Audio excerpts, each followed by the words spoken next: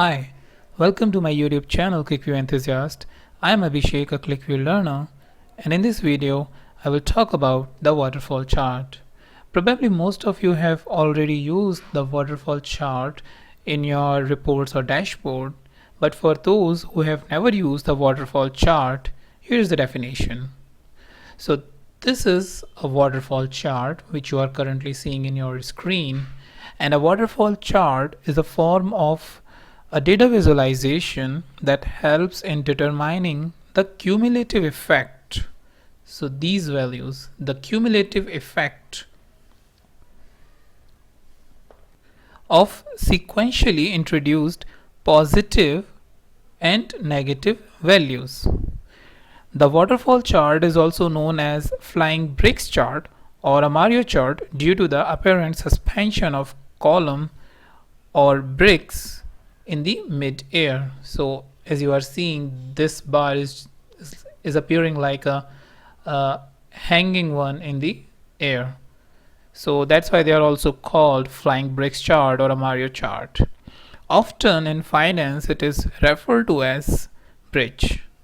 Waterfall charts were popularized by the strategic consulting firm McKinsey & Company in its presentation to the clients. So a waterfall chart is normally used for understanding how an initial value, so this revenue, so how the initial value is affected by a series of intermediate positive or negative values. So how this revenue is affected by this COGS, cost of goods sold, expenses, tax, and the net income. Usually the initial, this revenue, and the final value, which is net income, are represented by whole columns, while the intermediate values like COGS, expenses, and tax are denoted by floating columns. The columns can be color coded for distinguishing between positive and negative. So this waterfall chart can be used for analytical purposes, especially for understanding or explaining the gradual transition in quantitative values of an entity which is subject to increment or decrement. Now before further talking, let's see how we can create a waterfall chart in QlikView and utilize it in our dashboards. So for now I'm just removing this one which I have already created for explanations. So I'll remove this. Okay. So here is a small data set that we have used for building the waterfall chart. So we have the cost of goods sold, we have expenses, we have net income, we have revenue and tax. Now revenue and net income will be our initial and final value, because revenue will consist of cost of goods sold, expenses, and taxes, whereas net income is the subtraction of tax, expenses, and cost of goods sold from revenue. Alright, so let's right click on this blank space, go to new sheet object, and click on the chart. In this chart we will select this bar chart and we will click next, and we will not use any dimension for now, so we'll click next again for the expression and write the sum formula, which is sum of the first one will be our revenue. Press OK and enter the label as revenue. We will add another expression and enter the formula, sum formula for cost of goods sold, so COGS, and press OK and use this the label as COGS. We will add another expression for the expenses, so we will sum these expenses. Okay, we will add another formula for tax, so we will sum the tax. Okay, and the last one is our net income, so we will use sum of net income.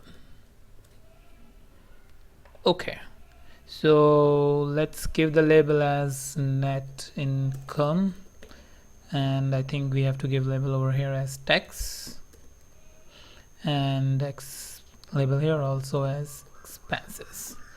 All right, so for now let's click on finish and see how it is coming on the screen. So this is like our normal bar chart, right? Okay, so we have not used any dimension, that's why you are not seeing any value, but we have these legends which is explaining this bar. So blue bar is basically for revenue, the red one is for COGS. However, if you want to have this these labels over here, you can simply go in properties, go to axis, think legend, in presentation tab you have to uncheck show legend, click apply, and okay, so your labels will come here. So instead of showing a legend, your text is directly coming below to the bar, which is like more explanatory or a self-explanatory. All right, so the idea here is to create a waterfall chart, but it is not the one. Now what we need to do is we need to shift this bar a little bit above so that it will represent a flying brick or a waterfall model for the chart. All right, so for this, let's right click here, go to properties, go to expressions, and because we said in the starting of this video that the first and the last, this net income, we will not be shifting, so we will not do any change over here. But here in cost of goods sold, which is an intermediate bars, we will expand this plus sign, and we will choose this property which is bar offset.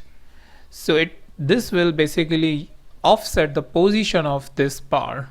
Now how we will offset, we will use this one function here. So let's write the function over here, the sum formula, basically sum of revenue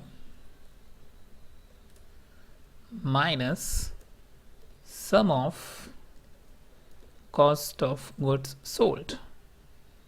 So let's click on apply and see what is happening.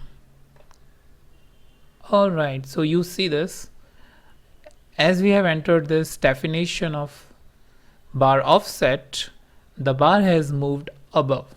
So we are just moving the bar by entering this formula sum of revenue, and we will subtracting this COGS value which is here, and the bar will move above and will be positioned equivalent to the revenue from the top.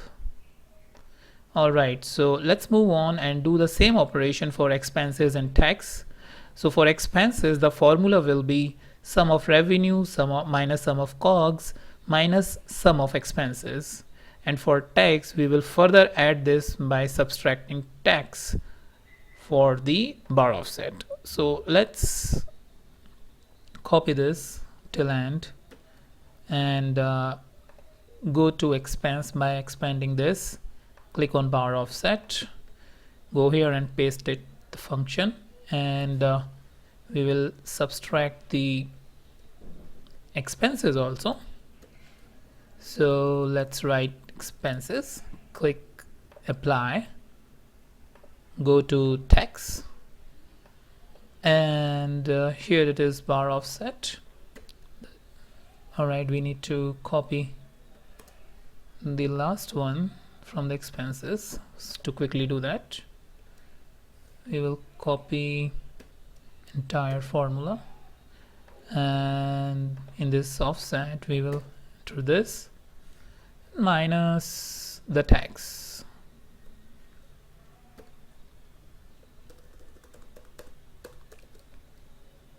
All right, I hope you are able to get this. We are just entering the formulas. All right, so here it is, our good looking waterfall chart. Now let's add their respective values to have some clear idea about it. So you right click here, go to properties, and in the expression itself we have this option value on data points. We click apply. So for revenue it is coming because revenue is selected. For COGS we need to select COGS and click here. Same for expenses, value on data point, tax, value on data points, net income, no value on data points. Alright, so let's click apply and see all of these data points are coming here. Now let's quickly format it also. So for formatting, let's go to numbers, and for revenue let's put it in integer, COGS integer, expenses integer, tax integer, and income integer. Let's click on apply and see the well formatted numbers. Alright, so this is looking cool. And even if you have certain requirements where you want to have these numbers inside of the bar, because I have seen certain times people asking that okay, we do not want these numbers at the top, but they should be inside these bars due to certain data representation requirements. So for that, let's go again into properties, the chart, and in presentation we have this option plot values inside segment.